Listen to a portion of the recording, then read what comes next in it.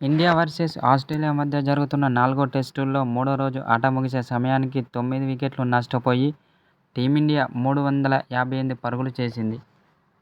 Team India యువ batter అయిన నితీష్ కుమార్ రెడ్డి చాలా అద్భుతమైన సెంచరీతో రాణించి టీమిండియాకు భారీ స్కోరు అందించడంలో కీలక పాత్ర పోషించాడు.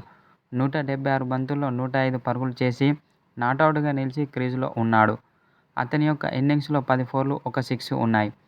ఆ తర్వాత వాషింగ్టన్ సుందర్ హాఫ్ సెంచరీతో రాణించి వీరిద్దరూ టీమిండియా భారీ స్కోరు చేయడంలో కీలక పాత్ర పోషించాడు. అనంతరం నితీష్ కుమార్ రెడ్డి బ్యాటింగ్పై పాకిస్థాన్ పేస్ బౌలర్ అయిన షాహీన్ షా అఫ్రిది ప్రశంసల వర్షం కురిపించాడు. ఇలాంటి బ్యాట్స్మన్ మా జట్టులో ఉంటే బాగుండని అన్నాడు. అనంతరం అతని యొక్క బ్యాటింగ్పై ప్రశంసల జల్లు కురిపించాడు. నితీష్ కుమార్ రెడ్డి చాలా అద్భుతమైన సెంచరీతో రాణించి టీమిండియాకు భారీ స్కోరు అందించాడని షాహీన్ షా అఫ్రిది ఓ సోషల్ మీడియా ద్వారా పేర్కొన్నాడు. ఇలాంటి ప్లేయర్ జట్టులో ఉంటే ఆ జట్టుకు తిరుగుండదని అన్నాడు.